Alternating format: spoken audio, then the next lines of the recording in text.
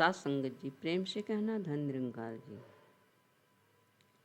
सात संगत जी, सदगुरु माता जी की कृपा से आज ताशी आप लोगों के बीच उपस्थित हुई फिर से।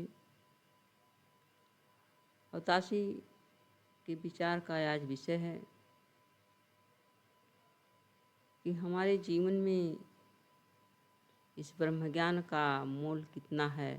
अगर हमारे जीवन में ब्रह्म ज्ञान नहीं है तो ये हमारा मनुष्य शरीर है, मानव तन एकदम बेकार है। ये अमोलक शरीर किसी काम के नहीं है।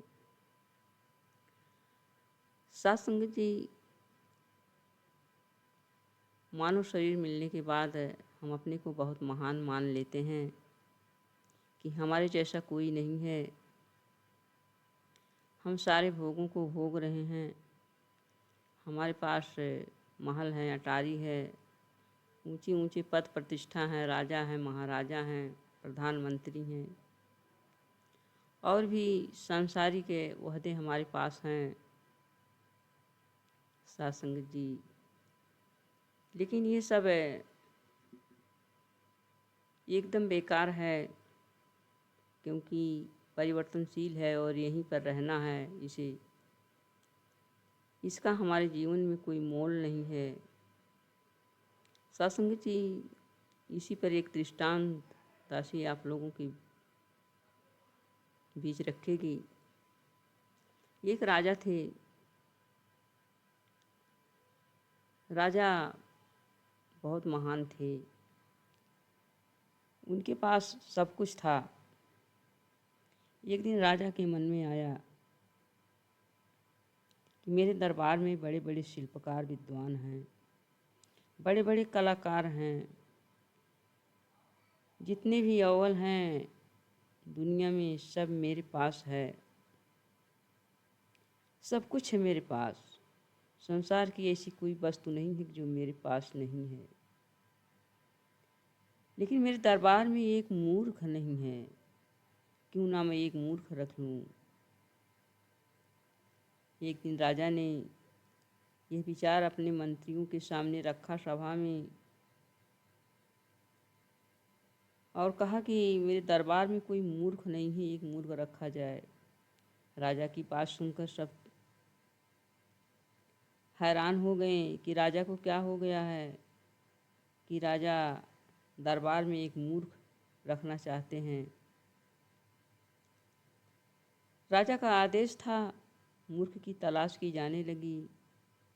थोड़े समय के बाद मूर्ख लाया गया दरबार में। राजा के आदेशानुसार उसका इंटरव्यू लिया गया। वह मूर्ख अपनी मूर्खता में पास हुआ और रख लिया गया, राजा के करीब रख लिया गया। उसका भी एक मुकुट बनाया गया, ऐसा मुकुट जिसको देखकर लोग हंसते थे।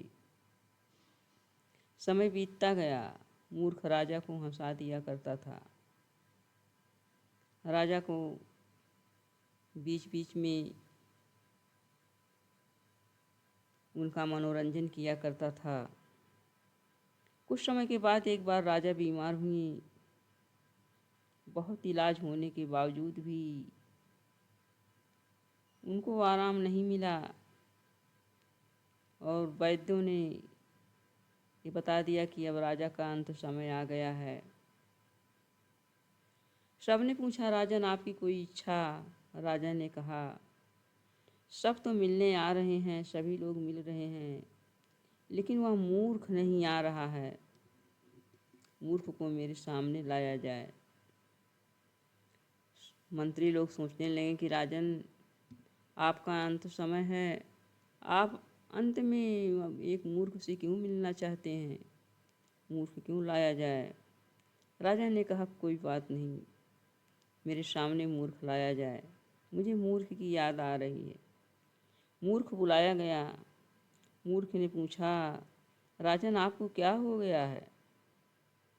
राजा ने कहा, ठीक नहीं हूँ, अब जाने की बेला आ गई है। मूर्ख ने कहा, राजन कहाँ जाएंगे? मालूम नहीं। राजन आपका घर कहाँ है? राजा ने कहा, घर एक यही है, लेकिन कहीं जाओगे कहाँ? कहे मालूम नहीं। तो कब लौटेंगे आप? नहीं आएंगे अब, मूर्ख ने कहा। ये हैरान करने वाली बात है।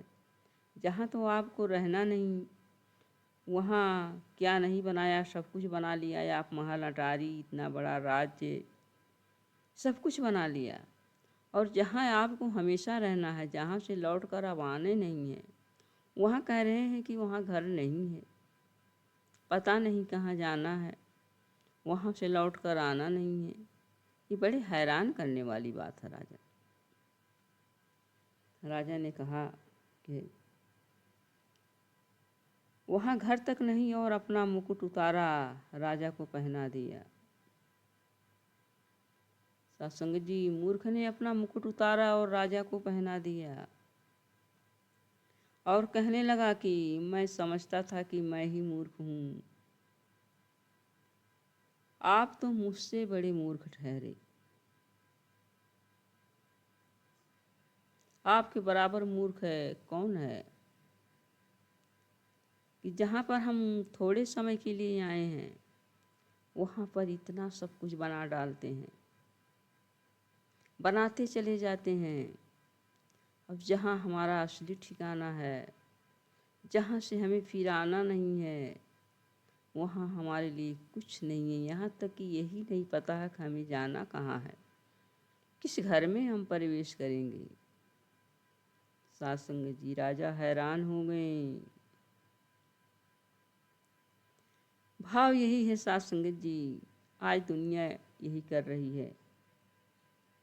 दुनिया में सभी के मनों का भाव यही है।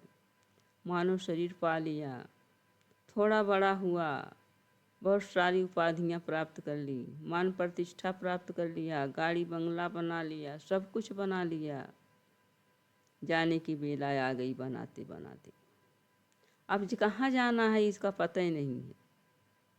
वहाँ कोई घर नहीं बनाया, कोई ठिकाना नहीं बनाया, कहाँ जाएंगे, कहाँ भटकेंगे। आइए साधुसंग जी, सतगुरु माता जी की कृपा से आज हम सभी घर वाले हैं, ठिकाने वाले हैं, मालिक वाले हैं। हमें मालिक मिला है, हमें उसी मालिक के घर में इस क्षणभंगुर शरीर को जो थोड़े समय के लिए मिली है जाना है।